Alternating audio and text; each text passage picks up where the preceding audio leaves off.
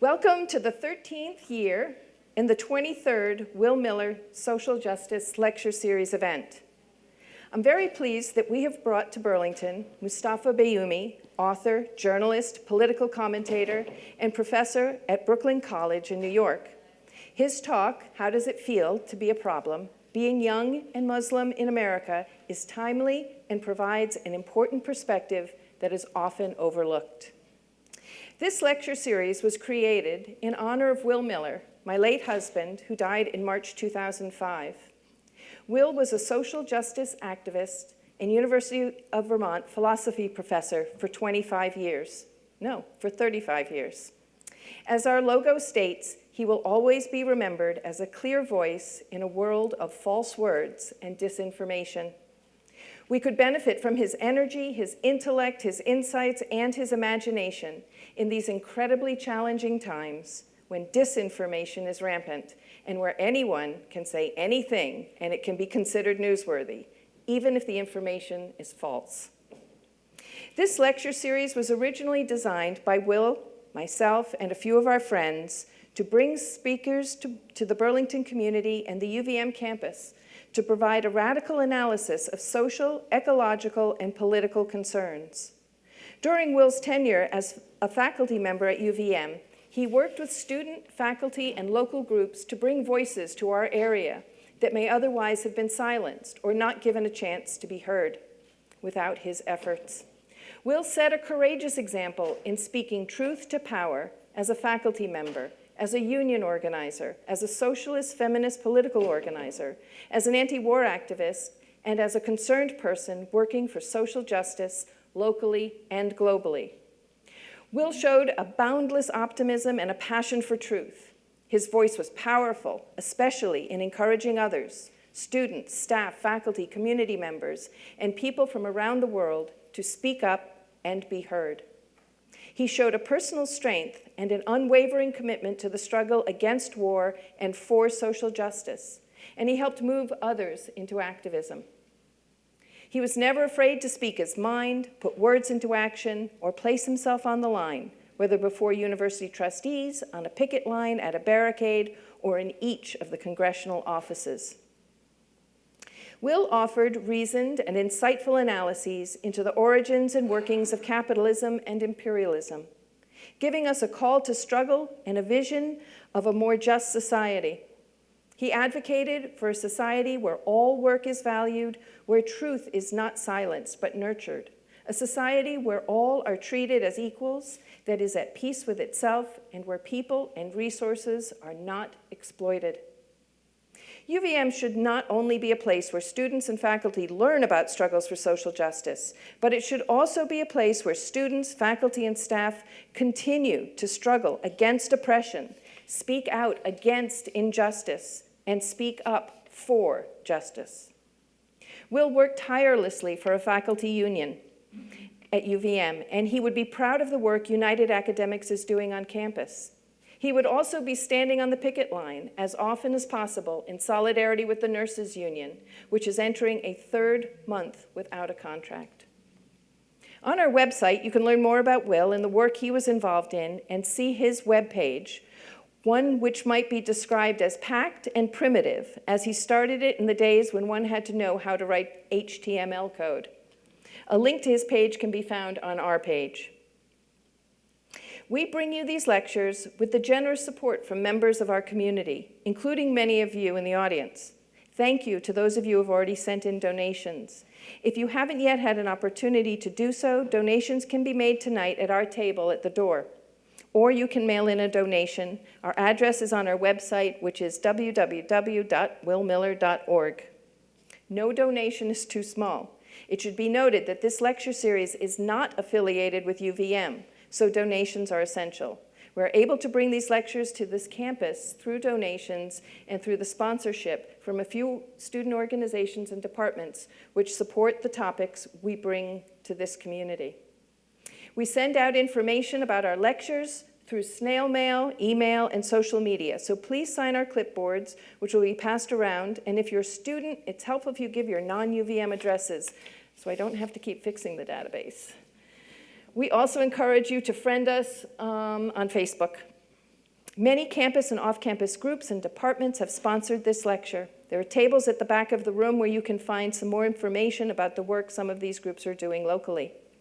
I specifically want to thank Critical Race and Ethnic Studies, Department of English, Global and Regional Studies, Interfaith Center, International Socialist Organization, Middle East Studies Program, Muslim Student Association, Students for Justice in Palestine, United Academics, Peace and Justice Center, Black Rose, Rosa Negra, the Burlington Group, Global Justice Ecology Project, Vermonters for Justice in Palestine, and the Will Miller Green Mountain Veterans for Peace chapter.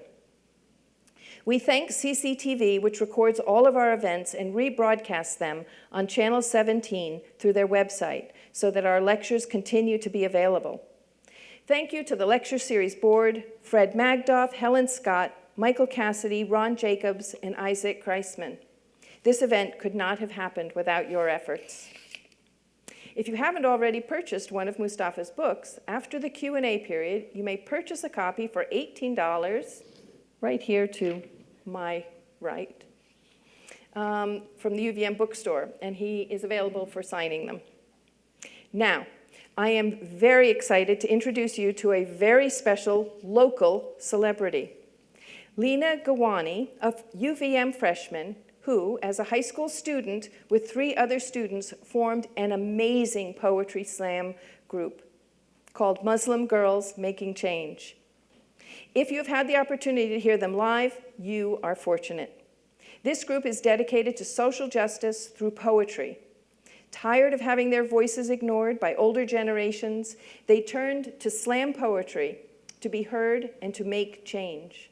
Since forming, these young women have competed at international levels, won numerous awards, and performed widely, helping to lead several local and national initiatives. While these women have moved on to college this year, we are very fortunate to have Lena perform for us tonight. After her performance, she will introduce Moustafa. Thank you, Lena, and welcome to our stage.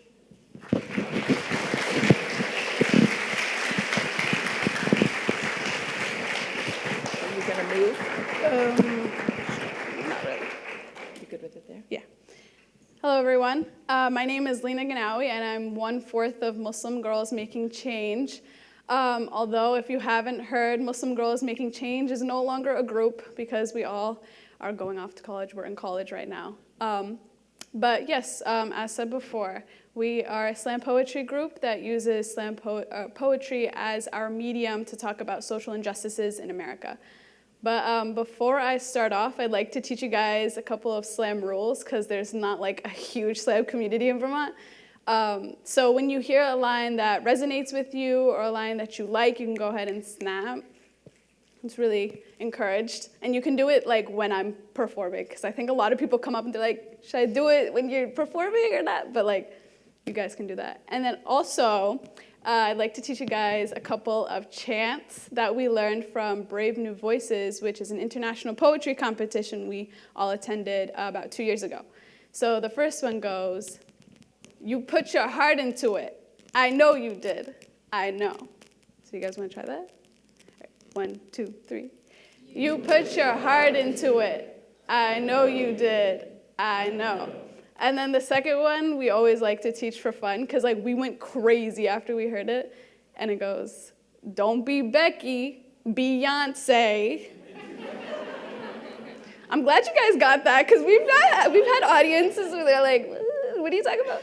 So if you guys want to try that. Don't be Becky, Beyonce. Awesome. All right, so I'll be performing my poem called Egyptian American, where it basically highlights the issue, this convoluted issue where I'm faced with my culture at home, and then I go to school, and I try to completely whitewash my culture. I try to be someone else, and that's like an issue I face like primarily in middle school. So I wrote about it, and then also being visibly Muslim. So,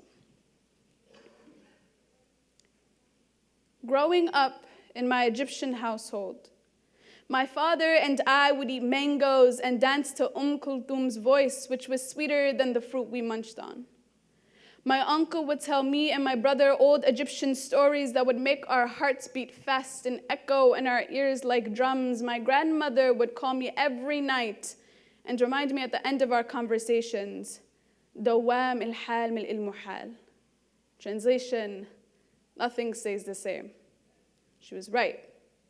I quickly realized my peers could not understand the tongue my parents gave me as a gift, so I washed it away with the English alphabet, quickly forgetting the only language my family knew. I was embarrassed whenever my friends mocked my mother's broken down English, destroying my dignity whenever she spoke, so I made fun of her too. I used to hate my Egyptian skin. It would scream while the white flesh surrounding me were silent. I was different, carried two cultures like it was a burden, so I tried letting go of one, but I couldn't. Instead, others tried to get rid of one for me by telling me I'm not American. My skin, too dark for their American flag, so I laugh. My red lips carving around my white teeth, causing blue tears to run down my cheeks. It's funny because they don't realize that this American flag is mine. This birth certificate is mine. I sit in the battle of Egyptians mocking my broken down, watered down, beaten down Arabic while my fellow Americans swing at the epitome of my bloodline while whispering in my ear that I do not belong. I blamed my parents, blamed them for bringing me into a country that already hated me before I even hated myself. I used to be a girl who carried no country. I let others name me in their own language until I forgot every word of my own and I chose to follow them. Now, when the doctors draw my blood, I feel the pain of my parents leaving the country they love. Came to America to give me a blue passport for freedom, but people laugh when I say I am from here, making me feel like a dead girl that has been poured back into her body. People come to me and ask me which I hold first, American or Egyptian. Did not know I had to choose one over the other because to you I can never be both, but I am. And I dance on the soil of my country without tripping over my skin, dancing to the sound of others mocking me, but I do not listen, laughing at the humor of ignorant Americans naming me as I will, but I do not forget. I do not forget that a plant needs its roots to grow stronger. I remember my family's blood and the open sky. I remember that I do not lie, but face the aesthetic truth, that I can run my hands on my strong skin without the consent of others, remembering that this is me, that I carry the history of two cultures without getting tired, that I love my parents for bringing me into a country full of hate so I can create hope. And now, my grandmother's words replayed in my head. دوام الحال ملء المحال. Nothing stays the same. She was right. Because I am no longer a girl who hates her Egyptian skin. I am a girl who will throw hands at a single soul that will speak poorly of my mother's broken down English. I am a girl who loves her Egyptian skin unconditionally, who can lift the weight of two cultures without getting tired, who can be American in an Egyptian body. Thank you.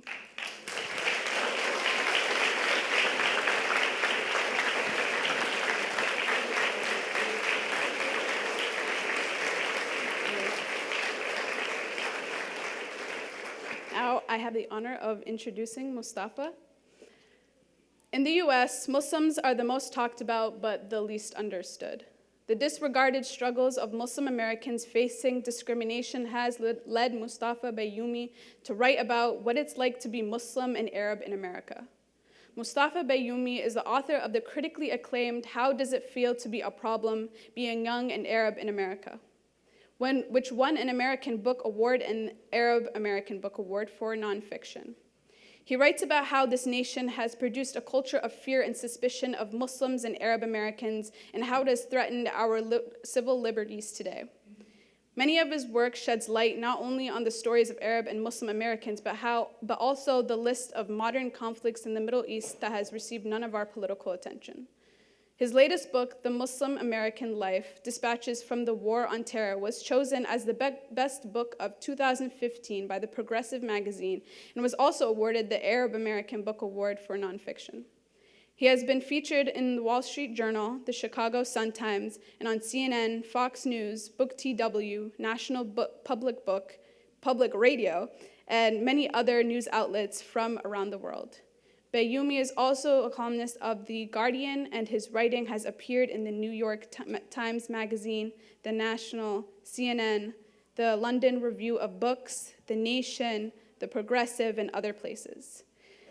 Let's give a warm welcome to Moustafa Bayoumi.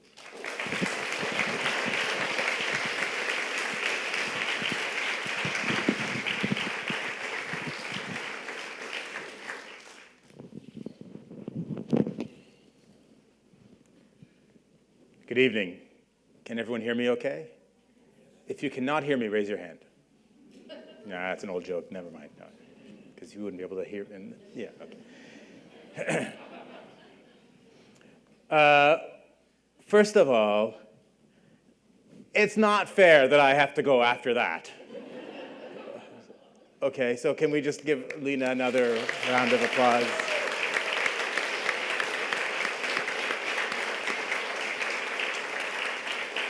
I should have gone first, I think, and then we should have had Lena. So thank you very much for the poetry and for the introduction. And I especially want to thank the committee, the Will Miller Social Justice Committee, for inviting me. I want to thank everybody here at UVM.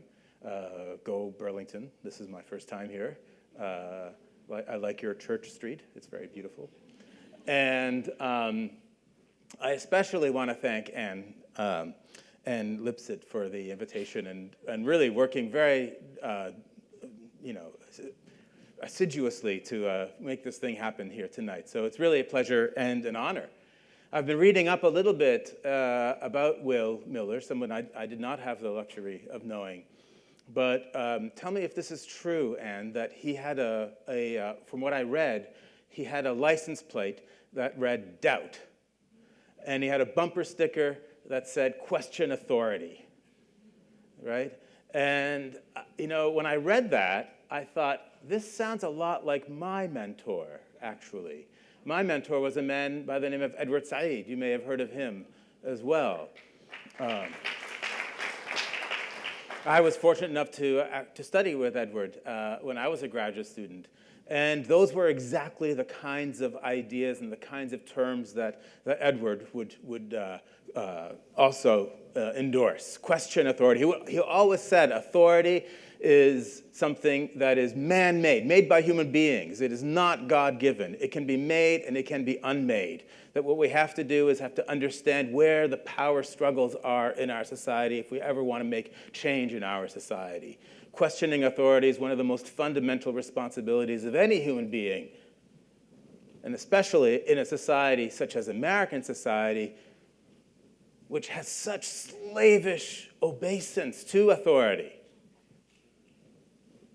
So I feel like the spirit of Will Miller is channeled through the spirit of Edward Said, and so hopefully I can bring you a little bit of that this evening as well.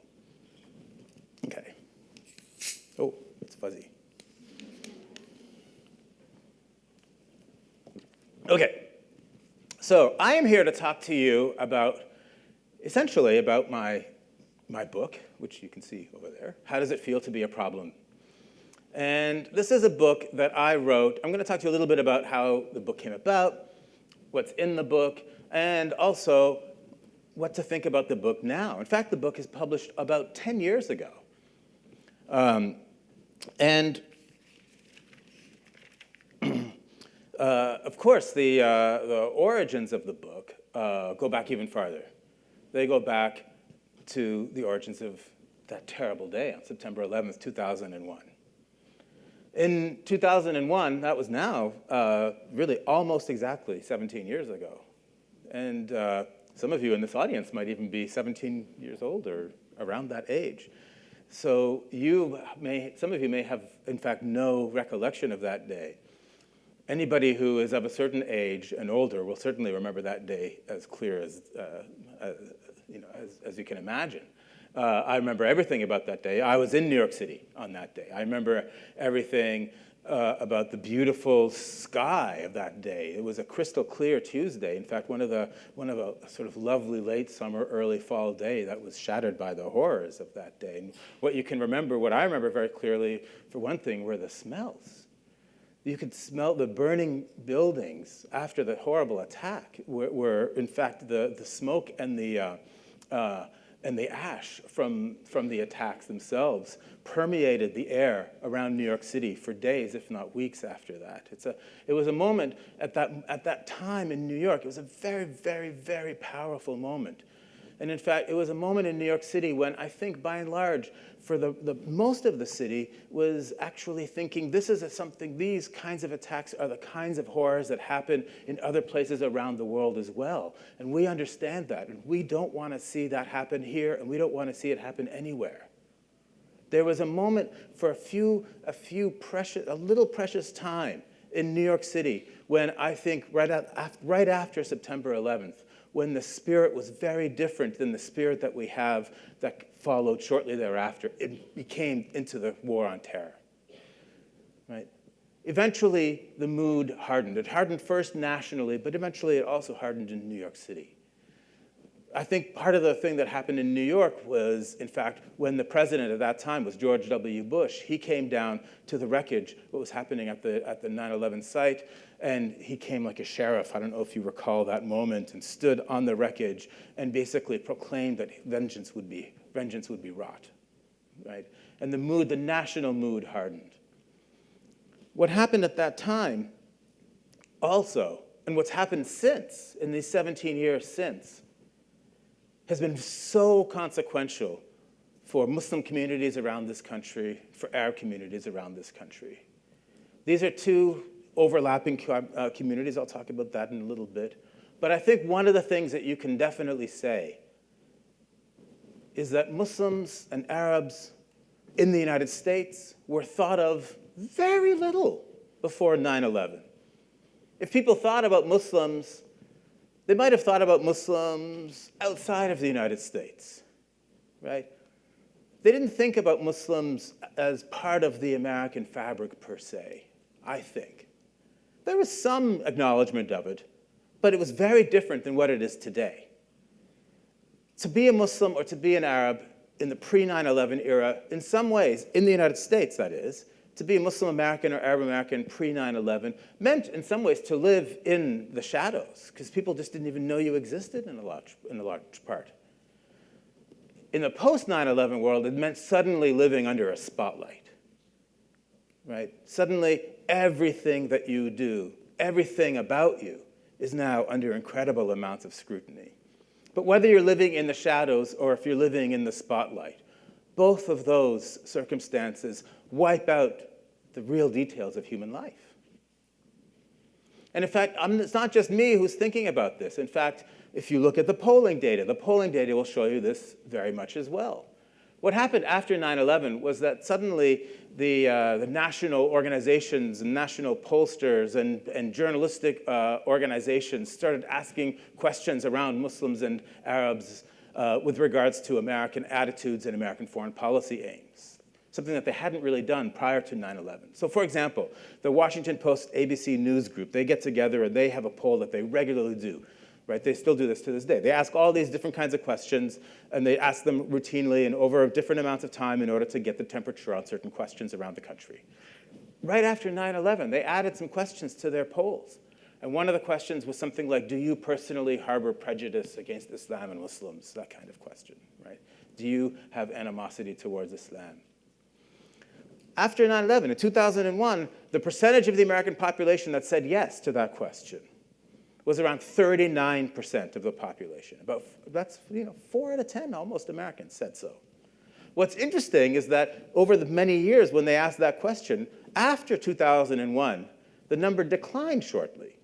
For several years, it declined. It went down from 39 to down several stages.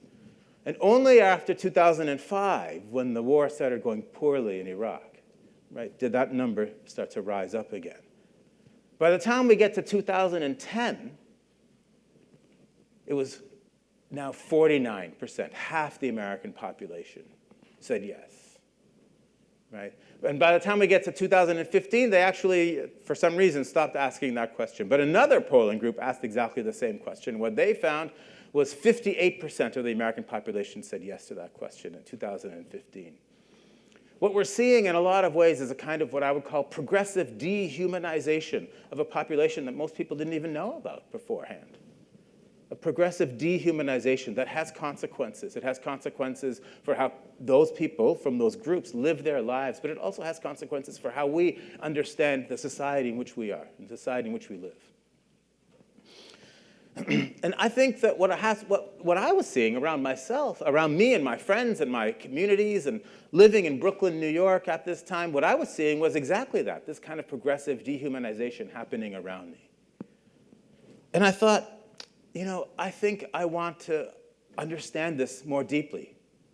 And I think I want to think about how to, in fact, kind of chronicle these stories that I was seeing happening in front of my eyes, but I was not necessarily seeing represented in the mainstream media that I was reading.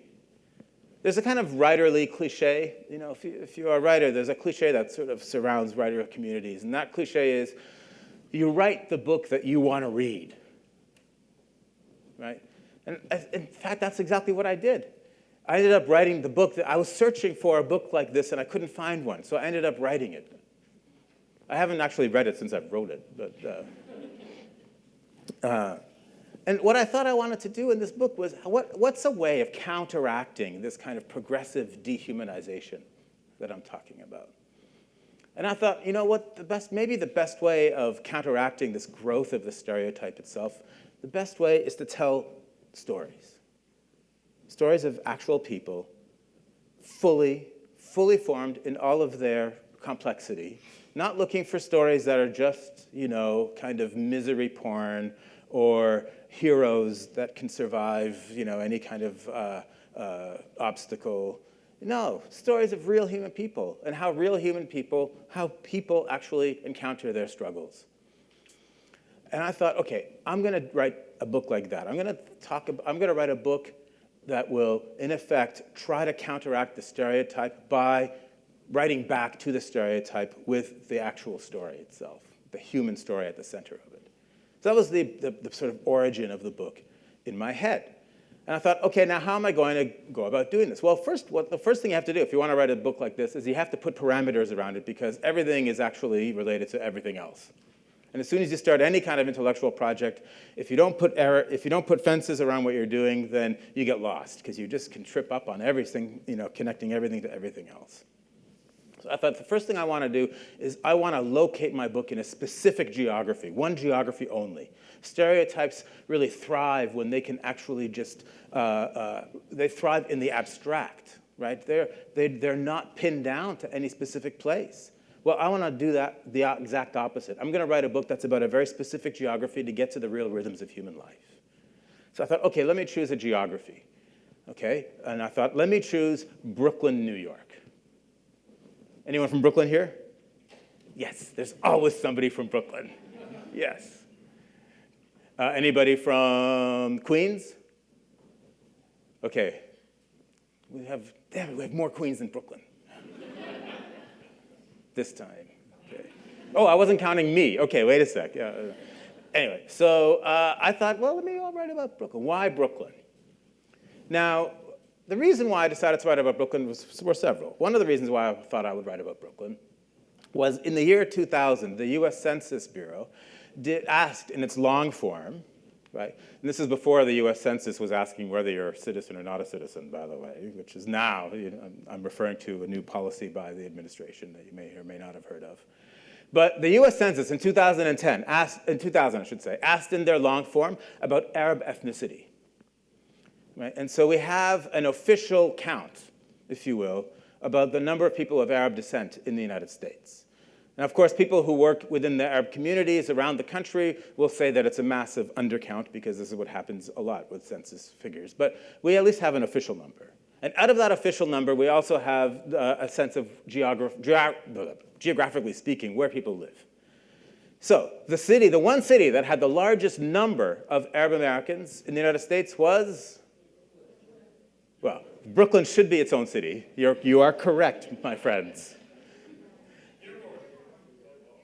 Actually, it was New York City. Just in terms of numbers, not concentration. Right? Dearborn would have a much higher concentration, but in terms of gross numbers, New York City has more. And New York City even has more in terms of gross numbers. Brooklyn even has more than Dearborn, Michigan. Not by much, but a few more. So I could legitimately say that Brooklyn has the highest number of Arab Americans in the country than anywhere else. right? Whereas, of course, people are familiar with Dearborn, Michigan. There's a very high concentration of Arab Americans within Dearborn, Michigan.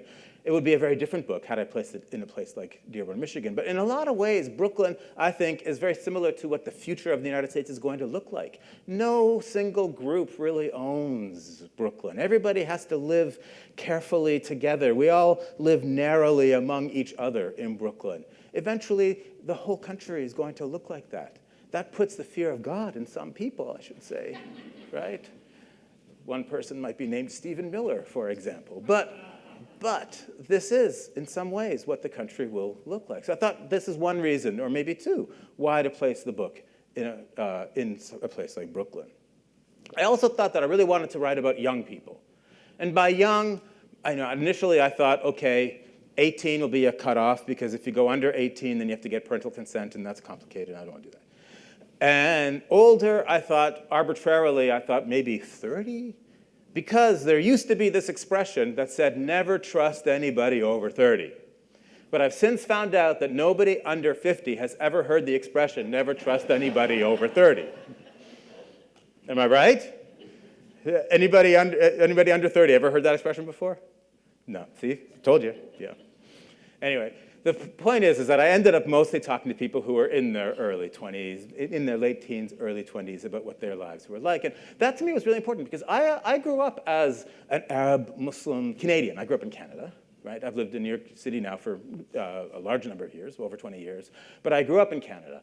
I know what it's like to grow up as somebody who's different, as somebody who's Arab and Muslim.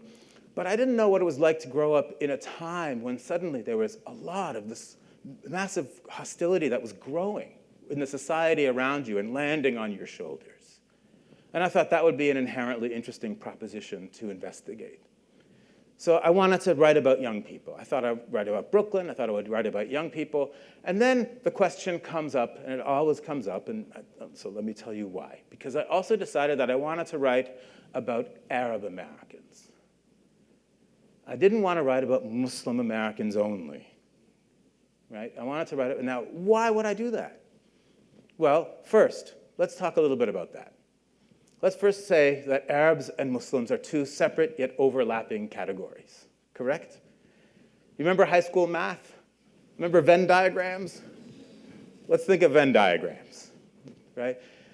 And so you can be, in other words, right, that you can be one without being the other, or you can be both. And so in the global Muslim community all over the world, right, which country, this is a university audience, right? Everybody here is very learned, right, educated. What's the country that has the largest number of Muslims in its population? I knew you were smart. I could tell, right? What about number two? Pakistan, right?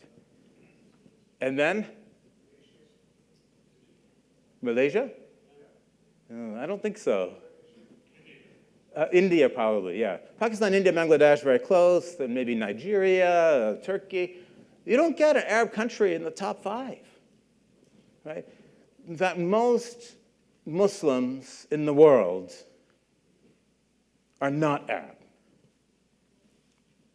right? Everybody here knows this already, right?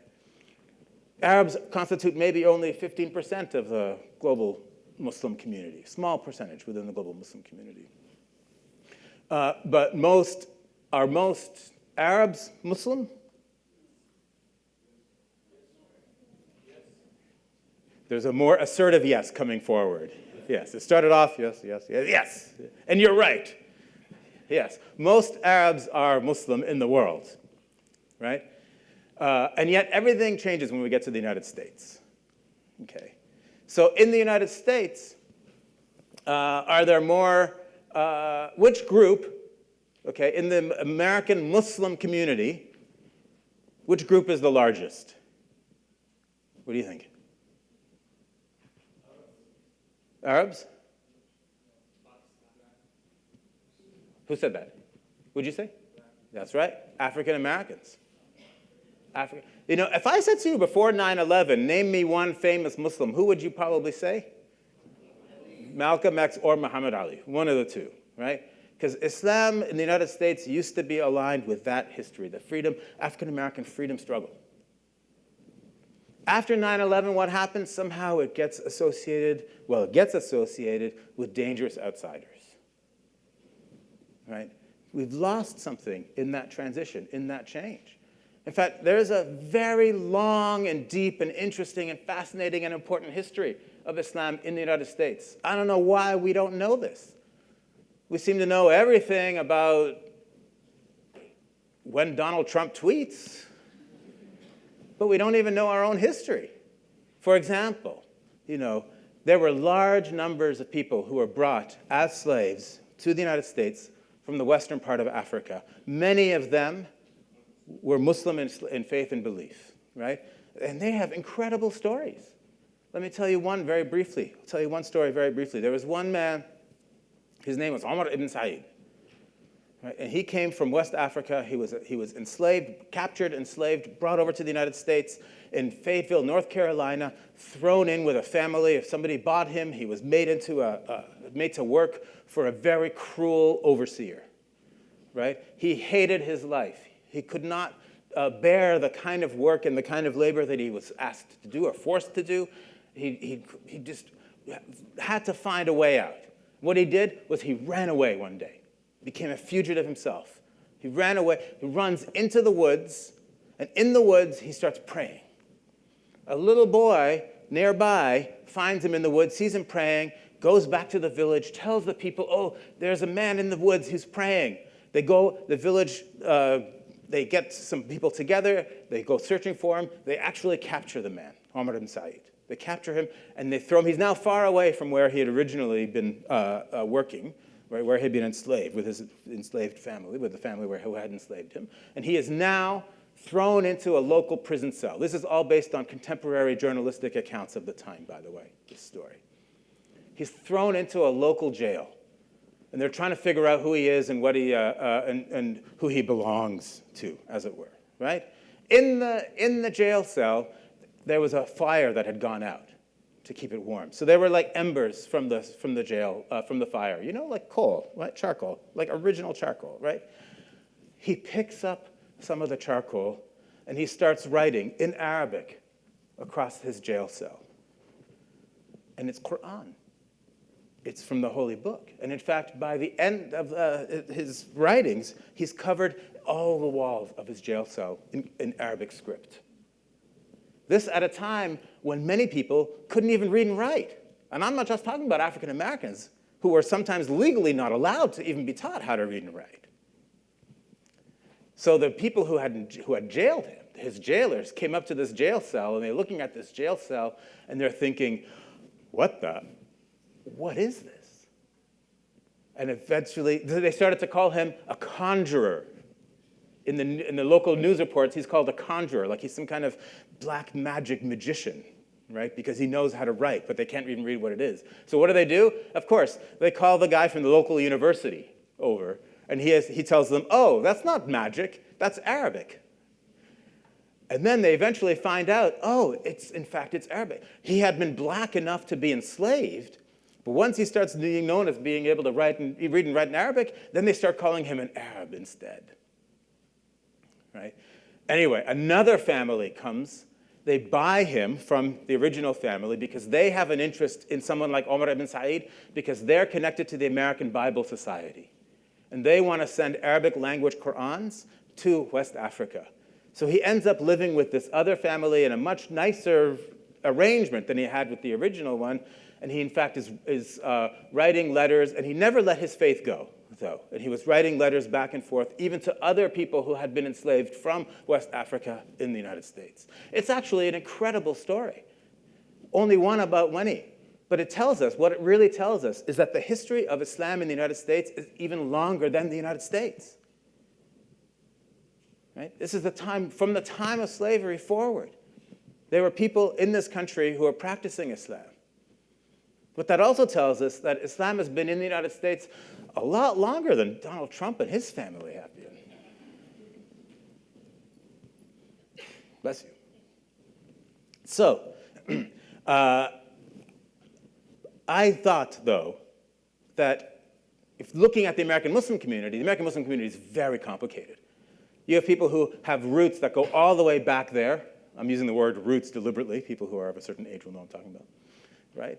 Who have roots that go all the way back to people who are brand new arrivals, right? You have the American Muslim community consists of at least 77 different cultures, 77 different nations of origin, I should say, 77, right? It's probably the most pluralistic religious community in the United States. It is a very complicated community that lives in different parts of the country. It's maybe 1 to 2% of the American population. It's a relatively small community within the United States. But it's a very complex community where people have all kinds of different histories and attachments to back home, to whatever back home is, to here, to the present, to their local communities, et cetera, even to different faith practices. So to write about the whole American Muslim community, to me, seemed an overwhelming task. I thought, I think it's more intellectually responsible if I narrow the topic down. So I decided that what I wanted to do was write about Arab Americans, because most of the war on terror at that point, when I was working on the book too, a lot of it was happening within the Arab world itself. Right? And I thought it would be, I would concentrate the book on Arab Muslim Americans. Also, the fact is that people still to this day, this audience notwithstanding, people still to this day confuse Arab and Muslim all the time. You remember that scene?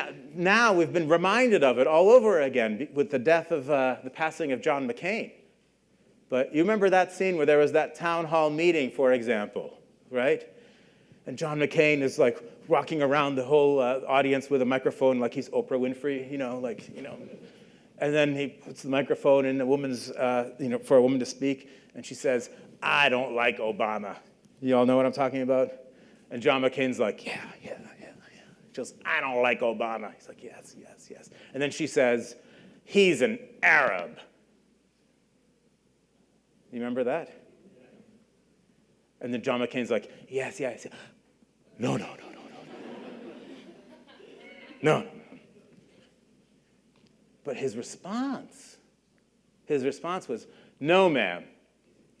He's a family man, a decent man." As if that's the opposite of being an Arab. And what struck me again very recently was how that scene was making the rounds as evidence of John McCain's good character. I was flummoxed. And I don't use the word flummoxed a lot.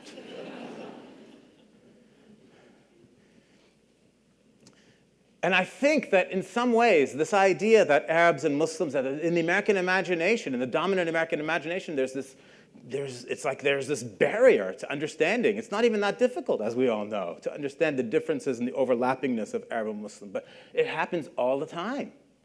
I actually travel around the country to speak about my book, and it happens all the time in different parts of the country. And I think that it's not really as much about ignorance, honestly, as it is just about a kind of substitutability of one group for another that's the other. It doesn't matter who it is. There's always going to be some kind of other. And that has consequences for those people who are in those groups, though. Real consequences.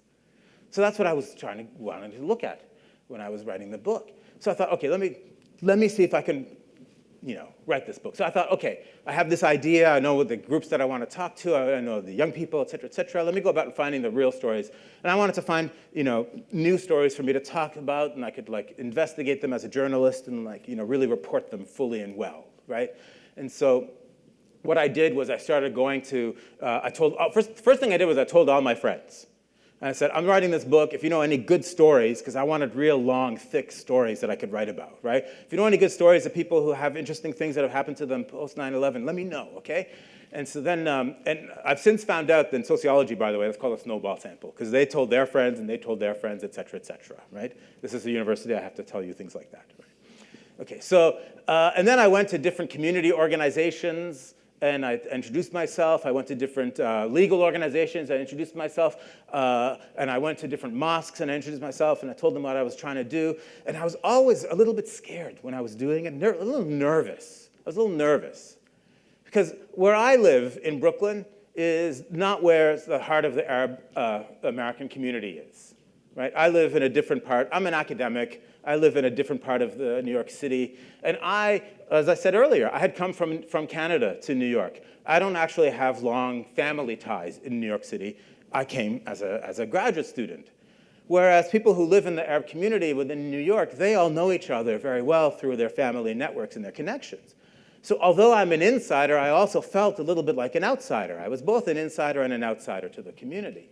And mind you, when I was doing the project too, it was also the same time when there was a very live terrorism investigation happening within the community when they had discovered that somebody that had been hanging out within the community with a bunch of the young boys within the community or young gentlemen in the community who was one of their best friends turned out to be an undercover NYPD operative, right? And so I thought, okay, they're going to be nervous about somebody like me coming from the outside, and I'm asking all these questions, and like, tell me your stories. I always came armed with all the articles that I'd written with Edward Said, and I was like, look, I'm a good guy, look, you know. And then, but I was always just a little bit, you know, nervous about it. I remember one day, I was at one of the mosques in Brooklyn, and I had become friendly with the imam there, the imam being the religious leader, right? And so it was after Friday prayer, everybody's milling around and, you know, talking, what have you. And then he's, like, a lot of people are around him, but he sees me. And he says, oh, Moustafa, I want to talk to you. Meet me upstairs in my office.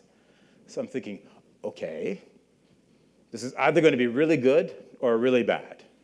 He's either going to say, I have a good story for you, you know, I know what your project is, or he's going to say, people are a little bit nervous having you around. Maybe you shouldn't come here. I didn't know. But he had other people to talk to. So I just went upstairs and I waited for him. I got really nervous. I'm just like drumming my fingers. I'm thinking, what's he going to say? What's he going to say? What's he going to say? And then he comes in and he walks straight through, sits down at his desk, right by me, sits down at his desk, pulls open the drawer, pulls out a little book, flips through the book. Ah, yes, here it is. She's 30 years old. She has a master's degree in chemistry. She's Egyptian and lives in New Jersey. Do you want to meet her?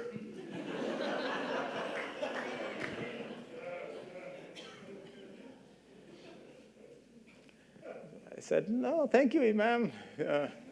He's like, زي يا مصطفى هي حلوة زي البسبوسة. زي البسبوسة. Anyway, so then she's like, she's beautiful like a honey cake, he's telling me, right? And I was like, no, thank you. So, but I thought that was a good sign, right? If they're going to try to marry you off, then I think that's like.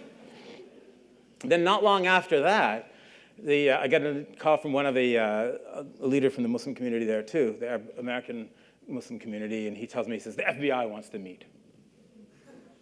I said, really? He says, yes, they want to meet just with the leadership of the Federation. So the leadership of this community, this is the Arab American community in Brooklyn, they have this organization called the Arab American Muslim Federation, right? And so the FBI wanted to have a special meeting just with the leadership, no press, no larger community, just a small group. So he's like, do you want to come? I was like, yes, of course, it's good material, right? So we go to this meeting. And it's held in the Muslim Youth Center on Bath Avenue down in Bensonhurst. It's this old converted Italian banquet hall that, you know, has like mirrors along the walls and like this chandelier that's almost kissing the floor, you know the kind of place, right? And so before we get there, I go with my friend and we drive there and then we park. And as we park, there's like a series of NYPD police officers just walking through the whole building.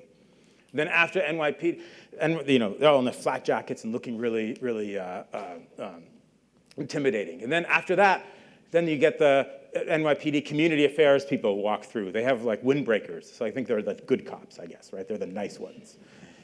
And then only after that, then do they let everybody in, including all the FBI special agents. And I found out later on is because coming to the meeting was the man who was the head of counterterrorism for New York City. So he was like a bigwig in the FBI, right? And so they needed to like secure the building and everything like that. So then they all come up, and then we come up, and then, there we are in this one room. There's like about a dozen of them and a dozen of us. And I have to tell you, I've never met FBI before. They look exactly like they do in the movies. These tall, white guys with buzz cuts, they shake your hand really hard. Hi, Moustafa, how are you? And you're like, fine.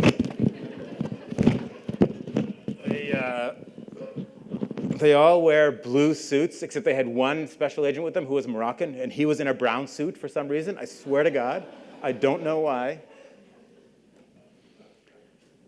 And the meeting, it was just like the strangest meeting. It begins with their boss, and he says, we've been having these meetings with with the Bangladeshi American Muslim community, with the Pakistani American Muslim community. Now we're meeting with the Arab American Muslim community. And mind you, the people who he's talking to are mostly new immigrants, but they've been here a generation or so. Like they've built their careers, their lives and had families here in the United States, right? There a lot of them are doctors. Many of them are lawyers, small business owners. And in other words, they're like the backbone of multicultural America. So the FBI guy says, we've been meeting with all these different communities, blah, blah, blah. He says, and we want to make sure that we can instill in you, we being the FBI, in you, that same love for our precious freedoms that we all have. Excuse me? That's complete almost word for word what he said, because I was writing everything down assiduously. I was like, that seemed a little, condescending to me, right? I mean, this, like I said, is the backbone of multicultural America. And then he's like, if someone came to your congregation, to your community, and they were about to, instigate a terrorist attack, would you report this person? I swear, that's the question he asked us. And then we each had to go, it went each person down the line. Everyone's like, no, yes, yes, yes, yes. It gets to the imam, he gives this long imamish yes. It's always like, it just takes too long. But it's yes. They would report. Everybody's like, yes, yes, yes, yes, yeah. It was like some kind of litmus test out of the 1950s. It's like a loyalty oath or something to that degree. And then at some point, this goes on for a while, and then the Muslim community leaders speak up, and they say, well, look, we don't agree to meet with you, but it's also because we have our issues, too, like the no-fly list, for example. You know about the no-fly list. It's like ballooned to hundreds of thousands of people who can't fly if your name is on this opaque list, and it's almost impossible to get off, and it impacts a lot of people. And so people are complaining within the Muslim community that happens. It's really a problem. So they start saying this. And so then one of the other special agents responds, and he says, yes, yes. This was exactly his response. He goes, yes, yes. The system is broken. The only thing I can tell you is try to get to the airport early.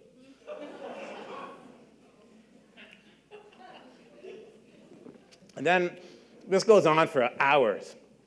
And then at a certain point, the Muslim community leader whispers in the ear of the other one, and then one of the guys runs downstairs and comes back a little while later with orange soda and like Cheetos, and like paper plates, because like you have to be hospitable, even if it's the FBI accusing you of things. And so they hand out all of these things. Everybody's sipping there and eating and whatever. And then at a certain point, one of the FBI special agents then starts explaining how he says, this is really what he said. He's like, we're investigating, the communities today and terrorism in the United States the way we investigate the Cosa Nostra, right? Which is the mob, the Italian mob. That's what he said. And I'm looking at him, and he's this big, burly guy, delicately balancing this paper plate with orange Cheetos on it and orange soda, and I can see the orange dust all over his face. And I'm thinking, man, you probably wish we were the mob. At least then it would be a Chianti and a nice veal marsala or something.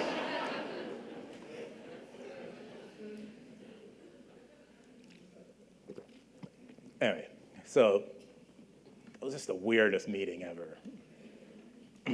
But around this time, I was starting to get to the stories for the book. I'll give you a little bit of a sense of what some of the stories are. So the book starts off with the story of Rasha. Rasha was 19 years old when I was telling her story for the book. And so in 2001, 2002, she's that age. She had come with her family from Syria when she was around 5 years old to the United States. So she'd lived essentially the bulk of her whole life in the United States.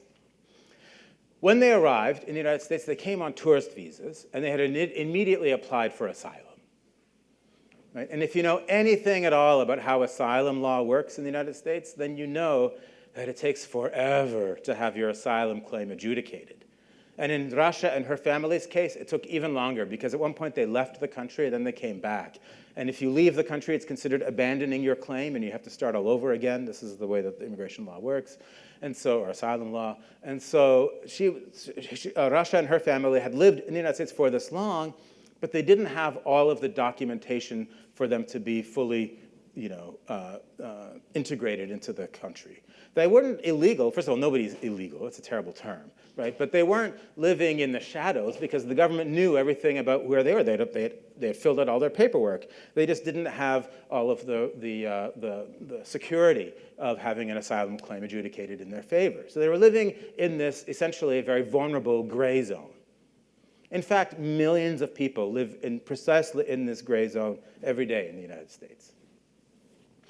About 6 months following 9/11, Rasha is asleep. She's sleeping in the bedroom. Her father had recently purchased a house, his first house. He was very proud of it. Rasha and her sister had to share a bedroom, which they did. And so that night, Rasha was having a hard time falling asleep. She finally falls asleep. Then suddenly she feels someone shaking her shoulder. She looks up, she wakes up, she's like, what? And then the woman shaking her shoulder is a woman in uniform. And she just says, get up, get dressed, and go downstairs. Get up, get dressed, and go downstairs. So Rasha's thinking, what's going on? She looks over to her older sister, and her older sister has a look of fear on her face. Like she doesn't know what's going on. And they don't know what happened. And Rasha immediately thinks, oh, somebody must have died. The woman won't say anything. She just keeps on saying, get dressed, go downstairs. So they get dressed, and they go downstairs. And already, the rest of Rasha's family is lined up sitting on the sofa. And the house is full of different people with guns and uniforms, different kinds of uniforms, just walking across all over different parts of the house. One man who looks like he's in charge with a clipboard comes up to them, tells them that he's from the FBI, that he's aware of their immigration status, that they're probably going to be deported, and that they're going to first go downtown and going to be questioned, and then they're going to be held, and then they're going to determine what's going to happen to them after that. And Rasha is thinking, what's going on? In fact, at this time, in all of those 15 years that they'd lived in the United States, Rasha's parents had 2 young boys who were born in the United States.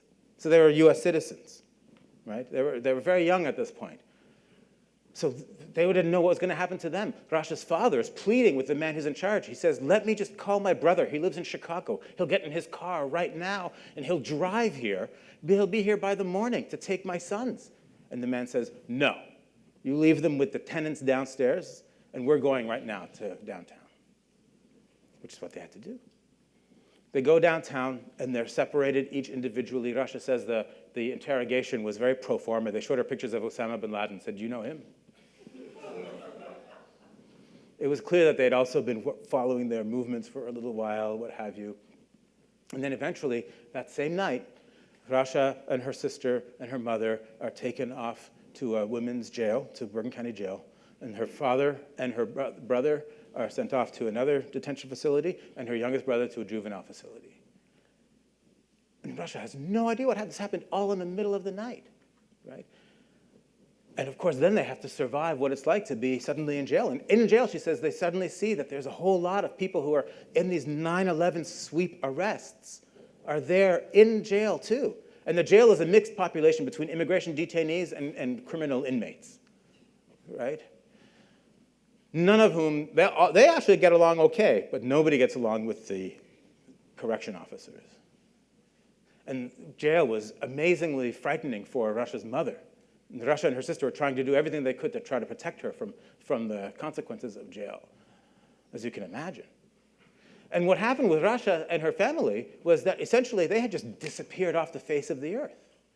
Because at this time, what the Attorney General at that time, his name was John Ashcroft, you might remember, John Ashcroft had signed an executive order. That executive order said that the people who were swept up in these 9/11 raids, their names were classified. They were not allowed to be publicized, right? And usually what happens is that if you're arrested, that lawyers can call a prison or names are released so that people can find out if you're in a prison or not. That wasn't the case here. The government was refusing to allow the names to be released of people who had been arrested. So people had no idea where Russia and her family had gone. They'd literally disappeared.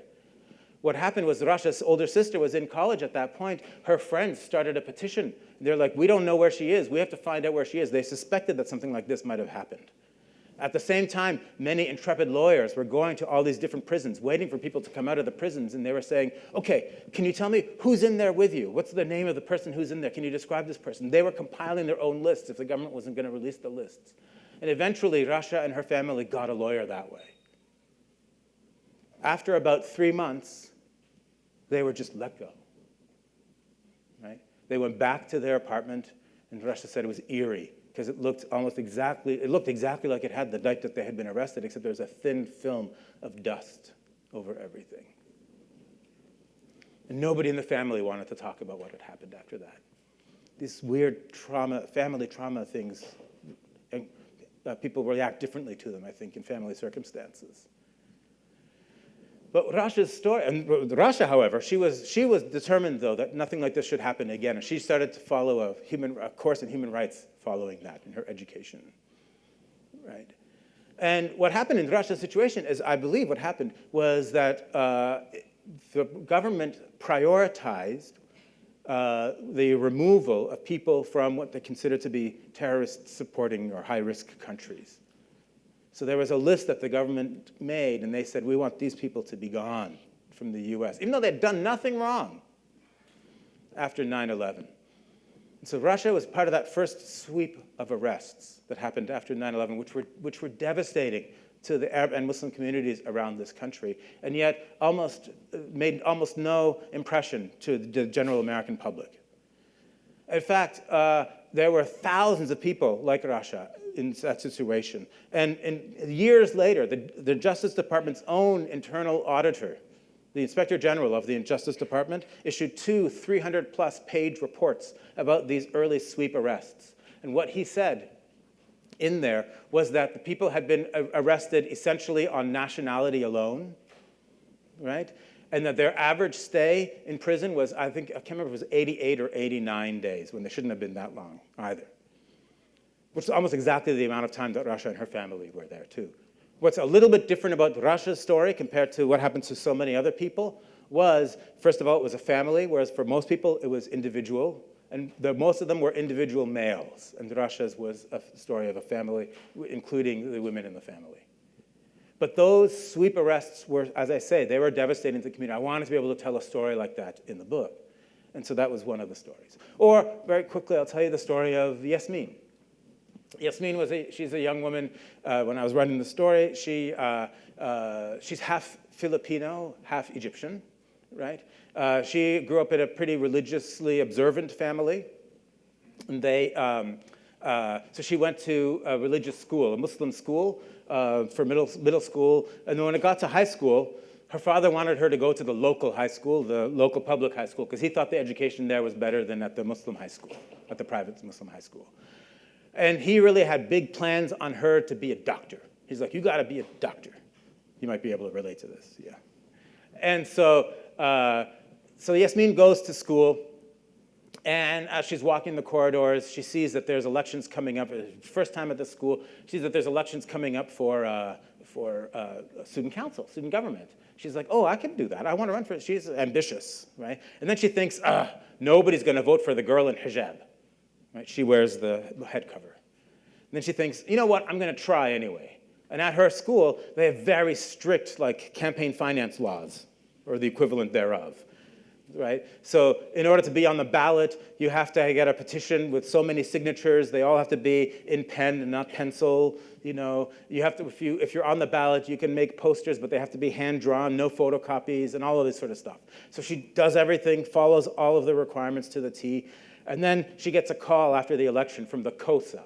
The COSA is the Coordinator of Student Affairs. Right? He's the faculty member at the high school who's in charge of student government. So he calls her and he says, oh, Yasmin, congratulations. You are secretary. Now, she was on the ballot for being secretary. She thinks, that's great, wonderful. This confirms everything she ever thought about American democracy, right? So then she, over the summer, this is going to start in September. So over the summer, the students who are in student government are supposed to come in every once in a while and just familiarize themselves with the room. They have a special room for it. They also have to take a specific course in the fall that all the people in student government have to take, as well as anybody else who wants to take it, and that course is run by the COSA.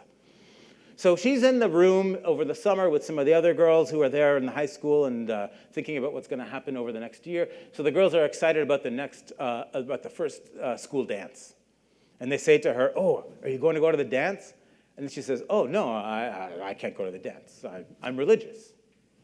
And then they said, you're not going to the dance? She said, no, I'm not going to the dance. And they say, did you tell the COSA? She said, oh, no, but he's not going to have a problem with it. She said, you better tell the COSA. So she goes and she walks in the COSA's office. And she says, I understand that the first event is the school dance, but I'm not going to go to the dance because I'm religious and we don't go to dances. And he says, well, when you signed the form that said that you were going to be the secretary, there's a part in the form that says that you have to attend all school functions. She said, oh, well, but I can't attend that function. That would be contrary to my religious beliefs. He says, you have to, if you're in this position, you have to attend. She's like, well, maybe I could set up and take down, but I can't be at the dance. And he said, no, you have to be. So they go back and forth. And then he says, you know what? Bring in your father. Which we all know is not going to go well. So she brings in her father. And her father comes in armed with a local imam. African-American imam who grew up in Brooklyn. He's like, I grew up in Brooklyn. I went to those high schools. I know what happens in high school dances. She's not going to a high school dance. Right? So they have it back and forth, whatever. The long and the short of it is the school essentially forces Yasmin to resign her position. And she thinks she can't believe it. She thinks this great injustice has happened. So she starts looking for ways to remedy this injustice. So she looks through the student handbook. How do I, who can I get in touch with somebody? She starts posting on bulletin boards, explaining her situation. People write back and they say, well, if you can only do half the job and somebody can do the whole job, then of course they'll choose the other person. She's like, no, there's a principle at stake. But she couldn't figure out what the principle was. She's a young high school student. She goes to the library. She's trying to figure things out. She gets books out from the library. She gets the books out like Sue the Bastards and Law for Dummies. Those were two of the books she got out. She found out about the statute of limitations, which means that you have to file a lawsuit within a certain amount of time in a civil case. And so she's like, I'm running out of time. And at one point, she gets a lawyer a little bit interested. And so she drags her father, and they go to this law office. And the lawyer says, this clearly smacks of some kind of discrimination here. So we think this would be a good case. And Yasmin is so happy. And then the lawyer gives her some advice. And he says, while you're in this class, because she was no longer in student government, but she was still taking the class. And he says, while you're in the class, if you hear anybody say anything that's related to your case, you write it down and date it. So she has this smiley face notebook, and so she wrote everything down in that smiley face notebook, right? And then the lawyer posts that meeting. Everything gets recorded. But at that meeting, the lawyer then says, so the case will cost this much, but if we go to appellate court, it's going to cost this much, and if it goes to another court, it's going to... So he starts walking up how much the case will cost his father. So the father says, I have 4 daughters. We can't, we're not going, just, forget about it. It's okay, just don't bother. So Yasmin feels defeated one more time. Then she goes to, randomly, her sister and her mother and her, they end up going to a movie one afternoon. And they go see the movie I Am Sam. You know that movie? And there's a moment where Sean Penn, who's a really great father in that movie, but there are reasons why people think he's not a good father. They're trying to take his daughter away from him, and he embarrasses Michelle Pfeiffer, who plays this really high-powered lawyer who's kind of heartless, but he embarrasses her in front of her colleagues, and then she says, okay, I'll take your case. I'll do it pro bono. And he looks at her like, what? She goes, pro bono, it means for free. And he starts dancing around in that scene, and he's like, a lawyer for free, a lawyer for... Yasmin is watching this thinking, a lawyer for free? So she goes home, she starts looking things up on the internet, she finds this organization in New York called Advocates for Children. Guess what it does? It advocates for children. So she goes, she calls them up, she talks to their supervising attorney, and he's like, oh, this is ridiculous. And so he's like, come down to my office. So she comes down to the office with her smiley face folder, all the things. And and he explains to her, he says that there's an element of the law called reasonable accommodation. Right? If you can do the job, but you have a reasonable reason, if a reason that's within reason of why you can't do an element of it, they should be able to reasonably accommodate you. Right? It's true for people who are disabled. It's true for people of all different ethnicities and who have different religious backgrounds, whatever. It's an important element of multicultural legal fabric, of the multicultural legal fabric in this country. So he explains that to her. And then he also finds out that meanwhile, Yasmin had been forced to resign her position. At the same high school, Greek students had gotten off who were in student government, didn't have to go to events for Greek Easter. Jewish students didn't go to events because of Jewish holidays. And one girl didn't go to her events because it was her Sweet 16 party. So he's like, okay, this is ridiculous. So he calls the school and he threatens a lawsuit. And then immediately the school caves. Okay, so they rewrite their bylaws just in time for Yasmin to actually run as for the president of the school, the student council. And she's running that, and she does. And she runs against the most popular guy. He's like the Bill Clinton of Fort Hamilton High School. He's like a natural-born politician. And I won't tell you how it turns out, so you'll buy the book. That's right over there. Or, very quickly, lastly, I'll just tell you a little bit about Omar. So Omar is half Palestinian, half Chilean. Right? And he was a communications major in university, in college. He was really good at it. And then in his final year, he did a internship at Al Jazeera. You know Al Jazeera? What's Al Jazeera? News channel, exactly, right? And he was doing an internship at Al Jazeera Arabic, right? It started off as an Arabic news channel. Now they have Al Jazeera English, which is a decent channel, actually, I think. Nowadays, it's actually better than the Arabic one. But anyways, that's neither here nor there. And so he's doing this internship at the UN office of Al Jazeera. And he loves it. He loves it. He's working with like this guy who's like kind of a symbol of excellent journalism within the Arabic journalism world. At the UN, he gets to meet Kofi Annan and Condoleezza Rice. He sets up interviews. He does all kinds of background research. He travels to different places to get stories. He's really good at what he's doing.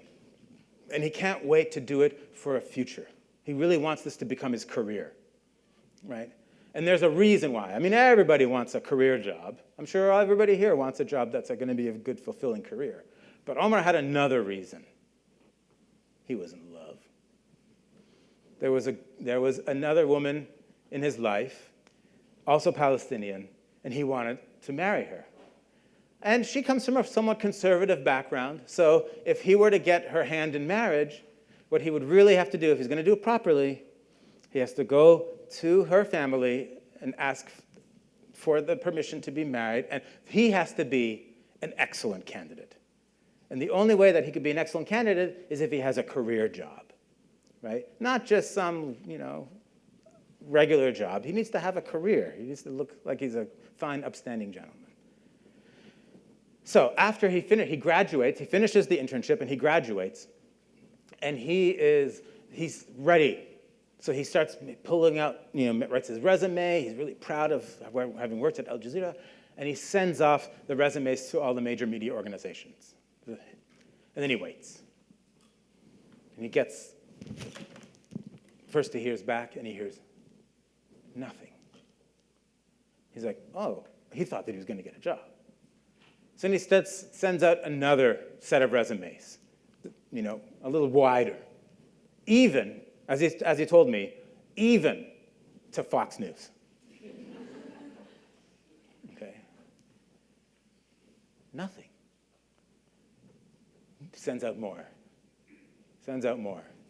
Keeps sending more and more and more and more resumes. Every morning he's just like printing out resumes, sending them. He's starting to get so demoralized. Something that I think we can all identify with on some level, right? But for Omar, he couldn't figure out if it has anything to do with who he is.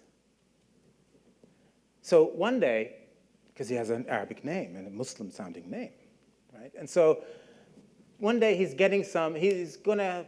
the summer, he's just going to work to get some pocket change. He's going to work in an organization that his father has a connection with. And so the father knows the woman who runs this nonprofit organization. So she's working in this organization. She's looking over his resume with him just as a formality while he's getting hired. And she knows about his situation. And she looks at the resume, and she sees the sign for Al Jazeera. And she says, Omar, you're trying to get a job in media, but don't you know how, the U.S., they hate Al Jazeera. And this was a time, by the way, when the U.S. government had actually bombed Al Jazeera's offices in Afghanistan and in Iraq and all that stuff, right? And so her advice was that Omar remove that line from his resume. And that was his pride and joy, that line. So when I was interviewing him for the book, that was at that moment. He had just removed it, and he had still sent this resume around, and he didn't know. He couldn't figure out, is it him or is it not him? Is it his name or is it not his name? He just didn't know. In some ways, he actually was hoping that it was not, that it was just something random about not being able to get a job. Because at least he wouldn't, you have no control over things. At least then he would seem to have more control over it. If it was because of discrimination outright, he felt like he would have less control over his own fate, interestingly. And Omar's thoughts and his notions were not beyond the pale. In fact, there was a study done not long ago by this organization called the Discrimination Resource Center, where what they did was they sent around 5,000 similarly qualified resumes across the whole state of California. But the resumes were fake, not real people attached to them. What they had done was they had created the resumes to have all the same qualifications, but they had test marketed the names beforehand so they would be ethnically identifiable. Because they wanted to see who has the best chance of getting a job with what name. You understand the structure of the experiment. So, let me ask you, Vermont. You had the best chance of getting a job if your name was, what do you think?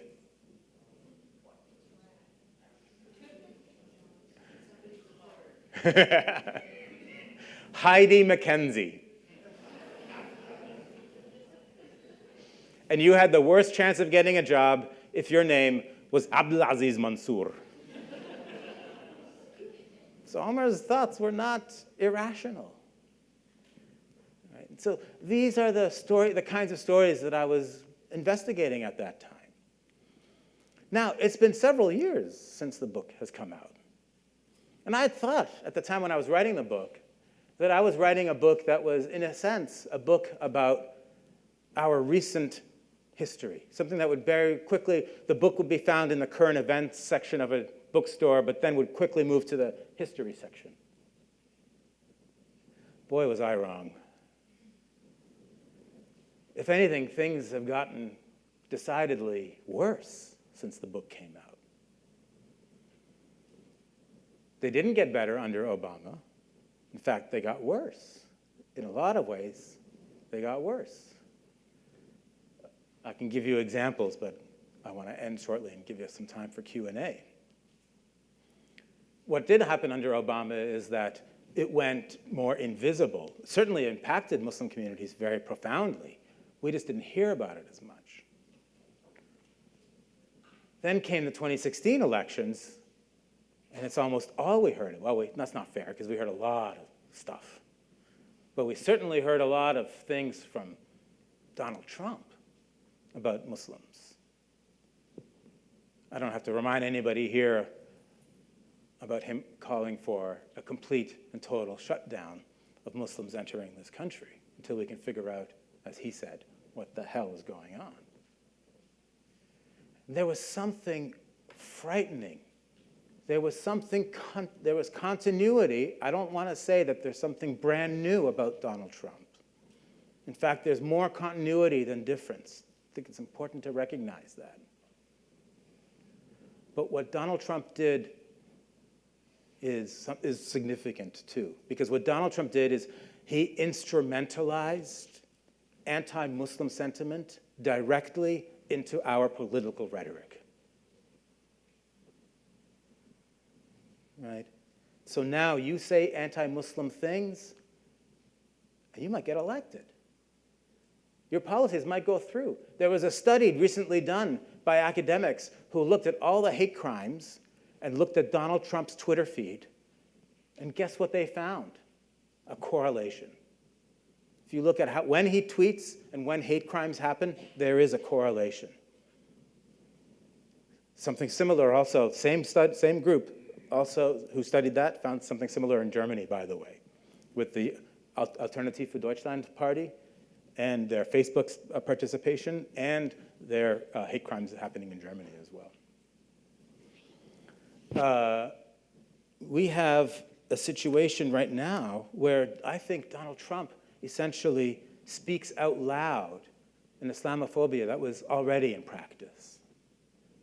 And by speaking it out loud, it's given it a certain type of legitimacy, to the point where we now have the Supreme Court agreeing to banning people coming from Muslim countries to the United States on the basis not of any reasonable study.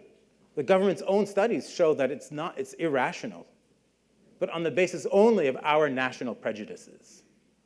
There's a direct line that goes from Chinese exclusion laws of the late 19th century to Japanese internment in the middle of the 20th century to the Muslim bans of today. And we don't know where the Muslim bans are going to go even from today forward. Right? They're supposed to be in perpetuity until they're removed, and there's within the Muslim ban discretion for them to add countries as well. So we're losing, I think, a lot under this regime. And I want to end just with a couple of sentences. Hope may be harder to find these days than we would like, but it hasn't disappeared. Finding hope is necessary for the simple fact that despair is not an option, and resignation will never lead to solutions. Where hope lies today is not with our elected officials,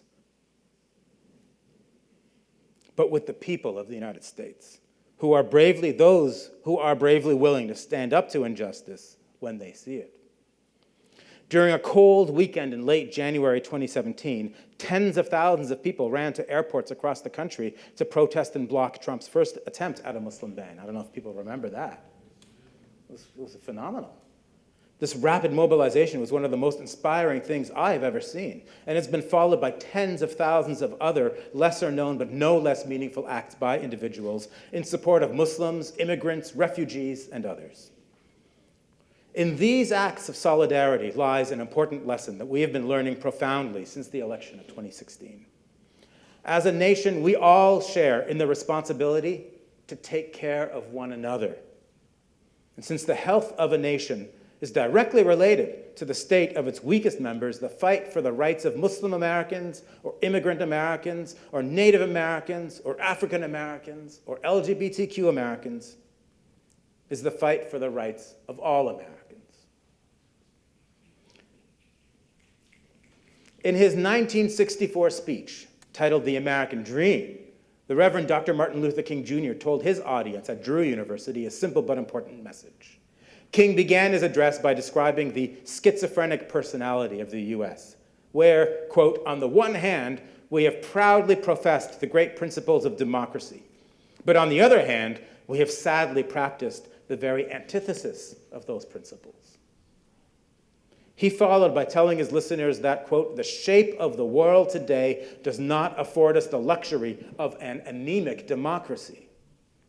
King then offered a pointed solution to these problems, a solution that he delivered almost in form of a commandment. Quote, we must all learn to live together as brothers and sisters, he said, or we will all perish together as fools. King's commandment was true in 1964, just as it was true in 2001. And it remains true today. And it'll be true tomorrow, too. Thank you very much.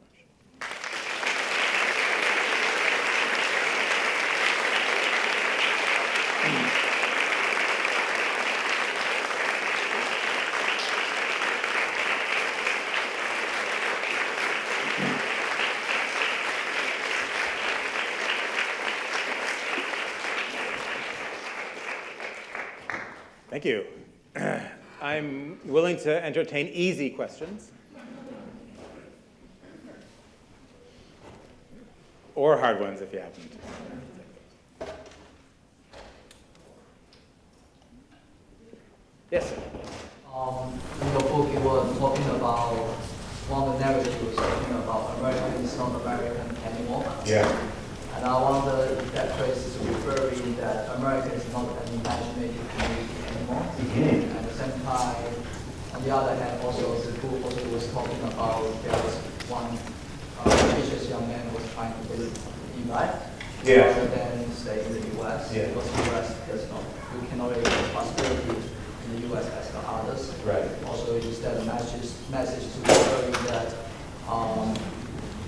the concept of globalizations and migrations that we are not, America might not be the global leaders to lead in the globalization migration as well. Yes, that's right. Yeah, thank you. You for reading my book very closely. I appreciate that. The gentleman is specifically talking of a chapter on Akram. I didn't talk about Akram in today's talk, but Akram is a young guy who also Palestinian. The Brooklyn Arab community is there's a lot of Palestinians, a lot of Lebanese, Syrians, and Egyptians and Yemenis. They're fundamentally that makeup. Akram works in a family store, what we in New York call bodegas. Everybody knows the kind of corner store, right? In fact, in New York, like almost all the corner stores are Yemeni or Palestinian owned and run, except the ones that have really nice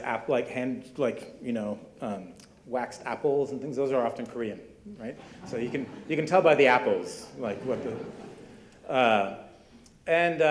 But the corner store is like such an important part of Arab American life that I knew I wanted to tell a story about what life is like in the corner store. And so I told Akram's story.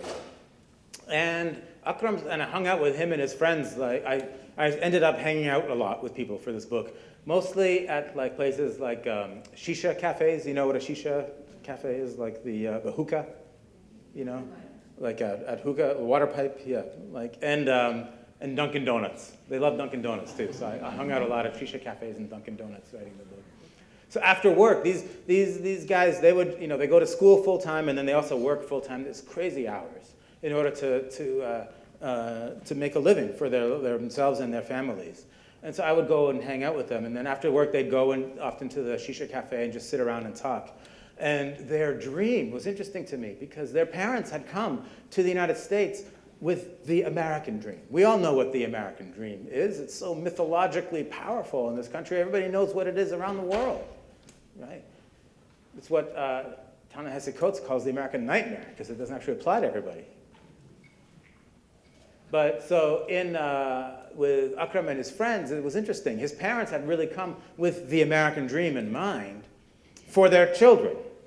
And the children, who were now working all of these hours in the stores, enduring more and more prejudice and bigotry and complications, smaller and smaller economic possibilities, they started to have other dreams. And for them, Dubai started to look really flashy and really, really opulent and really desirable. So I talk about in the book that the parents came for the American dream and the other generation started to have the Arab American dream. which was actually to go back to Dubai. It was interesting. And I think it does show that the United States is starting to lose, if not hasn't already in process of losing, that sort of central place in the world economy and also the world's mythic imagination of where to go. I mean, I haven't seen the movie yet, but I believe Crazy Rich Asians will be another version of that with Singapore, in a sense, right? And so, yeah, I think it illustrates the changing nature. I think that chapter in your question gets at the sort of changing nature of what the status of the United States is internationally. And so I was hoping to be able to tell that story through Akram's story. Thank you. Any other questions? Yes, sir. What was the hardest part about writing this book? The hardest part? I think the hardest part, that's a good question. I think for me, the hardest part was feeling that sense of responsibility that I really had to be fair and complete to the people that I was writing about. It's not easy to tell someone else's story, to do it, honestly and fully.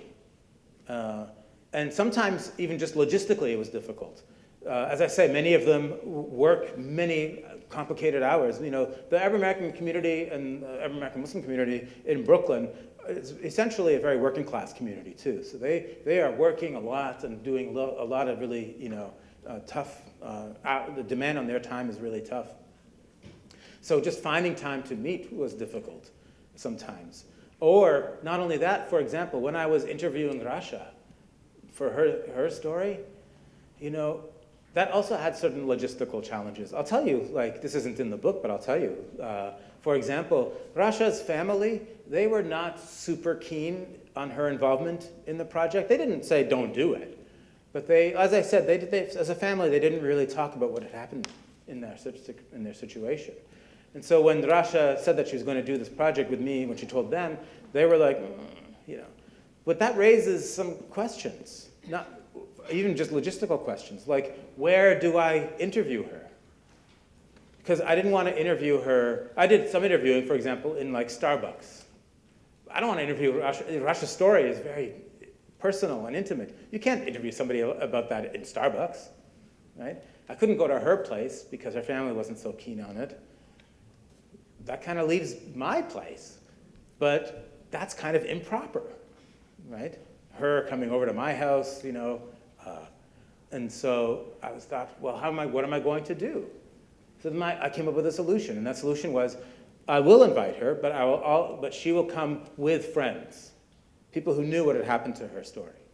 So they would all come, and I would get dinner, and we would order in, and we would eat food, and we would talk, and whatever. And then I'd be like, okay, can I get to the interview? And she'd be like, yeah, sure. And it was interesting, because whenever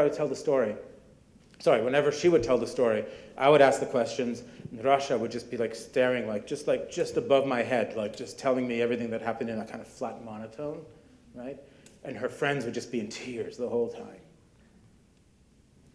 And then, what I would do when I also wrote the book was, and I was under no obligation to do this, but I thought it would be a good idea if I would give people a draft of the chapter at some point. I did it more for fact-checking, because, whenever people tell you a story, they don't tell it to you with an arc. They tell you this part, and then they go back, and they say, oh, I have to tell you this, and then this happened. And I was, reconstituting the story. So I want to make sure I had all the facts correct. So I would give each person a draft copy of an earlier version of it, and then ask for it to be returned. And so Rasha gave me back mine. And when, after I'd written her part, we met and she gave it back to me. And in fact, she knows that I'm also a professor, and she gave it back to me, and she graded it. Did you pass? She gave me an A+. And she had written on the margins, she's like, I like how you connect this to Japanese internment, and things like that. Yeah, it was really. And then when the book came out, there's this thing in publishing called first serial rights, right? So you might know about this, which is that if you write a book, especially for a mainstream publisher, what they often try to do is they'll take a little section of that book and then the week that the book comes out, books come out on Tuesdays, by the way. I don't know if you know this. You know how movies come out on Fridays? Like books actually have a launch date too. Books officially come out on Tuesdays, right? And so what publishers try to do is they'll take a section of a book and they'll try to place it in a magazine or somewhere the week before, because they know when the book is going to come out, right? So they try to place it in a magazine so that there'll be buzz. They call it buzz. That's the official word, buzz. Okay. Anyway. So I was fortunate enough that New York Magazine had some interest in the book. New York Magazine, it's a great magazine, and it's like really interesting, and it's a powerful magazine in New York City especially, and all that stuff. And so New York Magazine decided that they wanted to take a bit from Rasha's chapter, right? So they took some, and they were doing all the layout for it, and I get a call one afternoon, and it was from the photo editor of New York Magazine. And then she called me, she's like, "Hi, Moustafa, I'm working with I'm the photo editor of New York Magazine. We're just mocking up, your article right now. And so we just wanted to know if Rasha would sit for a photo shoot with her family." So I said, "I don't think so." I mean, I was trying to be a good team player, so I'll be like, I can ask her. Okay, so like, okay, can you just ask her and get back to me? So I was like, okay. So, I forget if I called her or if I sent her an email. I think I called her, and I was like, you really don't have to say yes, but I'm supposed to ask you this. So I said, would you sit with your family for a photo shoot? She's like, oh, no, I can't do it. Okay. So then I, emailed back the photo editor. I said, I'm sorry, she really doesn't feel comfortable with that. And then the photo editor writes me back. She's like, oh, I guess we could do some kind of graphic, but a photo would just be so much better, photo spread. So then she writes me back later, and she's like, what if she did a photo shoot with her friends? Because there's 2 friends that are important and mentioned in her story as well. So I thought, okay, I'll ask her again, like thinking, be a good team player. So I write her, and I said, really, you don't have to say yes, and if you do say yes, I can be there if it makes you feel more comfortable. Don't worry about it, but they're asking me now if you'll do it with your friends. And then to my surprise, she writes back. She's like, okay. So then I didn't even go. So then they go and do this photo shoot at like a park, and then she comes back, and I email her, and I'm like, how was it? She goes, that was so much fun. She's like a teenager, and she's getting her photo or like early 20s in the magazine. It's like a photo shoot. And then it takes like a week or so, like a little over a week for the magazine then to come out, for the issue to come out, right? But I know exactly when it's going to go live. And I know it's going to go live on the website, and that morning that it's going to be on the newsstands. So I'm excited. I won't lie to you. I was excited to see it in print, whatever. So I'm waiting up. It's like 2 a.m., and I see it go live, right? So then I quickly dash off an email to her. And I say, it's up. Here's the link, right? And then I go to sleep. And then I wake up, the next morning, probably like 10 or something. It was later, a little later. And, but in other words, she had already emailed me back. And so she emailed me, and she said, she goes, yes, I know. People have been stopping me all day saying, do you know you're in New York Magazine? And then she writes in all caps, as if I didn't know. And then at that time, she was working for a law firm, this like really fancy, like kind of white glove like law firm in Lower Manhattan, like really ritzy. They did real estate law, I think, but really like one of the big New York firms. And so she walked into work that day. Show me this later on. And so she walked into work that day, and there's a note for her, like in her little cubicle thing, and it said that one of the partners wanted to meet her. And like, that's just out of this world, because law firms, they're super hierarchical, right? Getting a note that the partner wants to meet you, that's like you getting a note, if you're a student here, that the president of the college wants to meet you. It's like, what? Like, why? So she thinks, okay. So she, is kind of nervous about it. She walks into the office, and it's like this beautiful cherry wood desk, huge office. And on his desk, it's a very clean desk, but there's the magazine. And he says, this happened to you? She said, yeah. And he said, this should not happen. No, this shouldn't happen to anyone. And he said, I know a federal judge I'm going to call him up right now. I'm going to tell him he has to read this. We have to make sure that this doesn't happen to anyone. And it gets me when I tell this story, because then Rasha then told me, she was like, and at that moment, like all the stress that she had been holding in about her whole experience, it just kind of like lifted off of her shoulders. And I had really no idea that it would be this sort of therapeutic thing at the same time to participate in the project.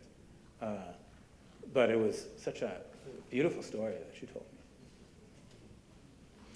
me. Can we just take one more and then we'll conclude? Yes, ma'am. I'm just watching your body language and your affect, and it seems like you're interviewing these people were at a level where you connected with them, not only fact gathered, wrote your book and went away. And I wonder, just getting to know them that closely through their narratives, could you find a commonality in those stories that then translates to the youth in this room today? I mean, the title of the book is How Does It Feel to Be a Problem? And a lot of people fixate on one word in that title, which is problem. But in fact, for me, the most important word in that title is feel. Because the book is trying to tell you what it feels like to go through these circumstances. And it's trying to, in fact, tell a story about the human struggle. Some struggles people succeed, sometimes they don't in the book. And I think that level of understanding that politics is not abstract, that our lives are directly involved, are directly entangled and woven through the political life of this country, but in very personal ways, in ways that are part of our own stories. It's something that I hope that we can all understand and relate to. I think it's a problem when we think that we can separate politics from life, that we think of those two things as very separate. And I know that there are these moments in American history and in world history when you just cannot do that. That happens in different parts of the world. Like if you are now, in a refugee camp fleeing the civil war in Syria, for example, you cannot separate your life from the life of your nation and the political life that surrounds you. In smaller ways, that's true for us as well. And I think it's important for us to learn about that and to understand how our lives, the health of our lives and the health of our national life, is a connection. So I think I would like that if readers can come away with that message, that would be a bonus, I think, from my book. Thank you very much.